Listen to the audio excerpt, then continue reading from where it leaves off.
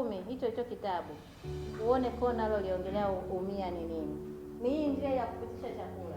Kwa hiyo iwapo uvimbe wote umetokea kwenye njia ya kupitisha chakula, kiasi kwamba ukaanza kuvimba taratibu, ndio hizo dalili utaanza kuziona kama hivyo ninavyoeleza. Utaanza kupunguza matonge, hatimaye utashindwa kunywa uji, hatimaye hata maji, hata mate yako mwenyewe utashindwa. Hiyo inaashiria uvimbe unakuwa umesiliba kabisa nini? Kipenyo cha koo lako. Nimeelewa mpaka hapo? Hiyo ndio dalili kubwa ambayo tunagundua saratani ya koo. Na kama nilivyosema awali, saratani ni nini? Uvimbe. Sawa? Nini kinasababisha? Unywaji wa pombe. Kitu cha tatu hiki, kupindukia. Uvutaji wa sigara. Lakini pia kuna watu ambao wana ile tabia ya kupata hali ya kuwa na kiungulia, hasa nyakati za usiku, kama ringa. Yaani asidi inapanda. Hao nao wana riski ya kupata saratani ya koo chini pale kwenye maungio na tumbo.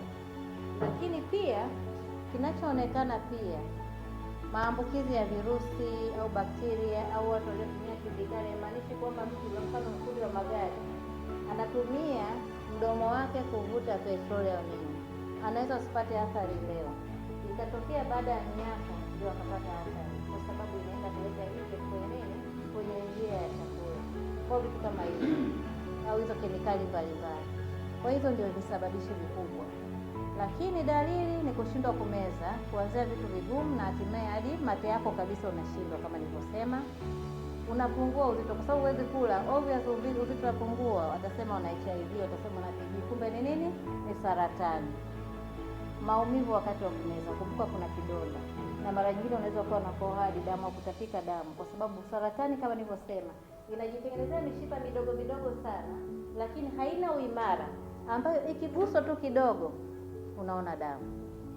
Lakini hivyo vimishipa ni korofi sana, na ni vishipa vichokozi, kwa sababu vinaenda kwenye seli ambazo ni nzima za jirani. Ukionza chakula kujilisha ili ule uvimbe ufanye nini? Ukue haraka haraka. Nadhani hii nimeeleza kwa hivyo ili mpate picha ya saratani ni kibwasha gani. Nimeeleza mpaka hapo?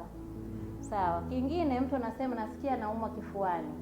Kumbe tayari kuna saratani kwa njia ya chakula hapa. Kwa hiyo anasema moyo unauma. Wengine anasema chemba moyo. Kumbe tunasema epigastric ni hapa katikati. Mgonjwa na hayo maumivu anasikia wapi? Mgongoni. Na hii tutaona hata katika saratani ya tumbo pia. Kwikwi mara kwa mara. Kwikwi itakuja pale kama kiambata kinachotofautisha sehemu ya juu ya mapafu na ya tumbo kimeathirika kwa namna moja au nyingine, au neva zake zimeathirika. Lakini huyu mgonjwa anaweza akakaa mpaka akaanza kukohoa. Huku kukohoa kunaweza kutokana na vitu viwili.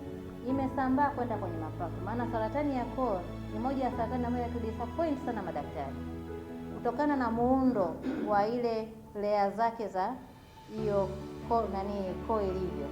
Unaweza ukasema iko stage 1, lakini kutokana na kwamba kuna area ambapo hiyo mucus haipo, yani kiambata hakipo, tayari inaenda sehemu nyingine. Kitaalamu tunasema stiff metastasis. Kwa hiyo ikifika kwenye mapafu, yule mgonjwa ataanza kukohoa. Lakini pia kwa sababu njia ya chakula na ya hewa zimepakana, kwa sababu saratani tunasema inaweza ikasambaa kutoka sehemu moja mpaka nyingine. Inaweza ikala hata ukuta wa sehemu ya koo na mfumo wa hewa, na ikatengeneza tundu kiasi kwamba yule unapomlisha chakula kinapitiliza, kinaenda kwenye mapafu, kwa hiyo anakaliwa na koo. Sio kitu kizuri. Najua naeleza topic ambayo inaogopesha, lakini ni muhimu sana kwa maisha sasa hivi. Ni kweli si kweli? Sawa. Lakini tuendelee. Nimeshaelezea dalili, visababishi tayari. Turudi kwenye saratani ya tumbo sasa. Tumbo na maana lile tumbo la kuhifadhi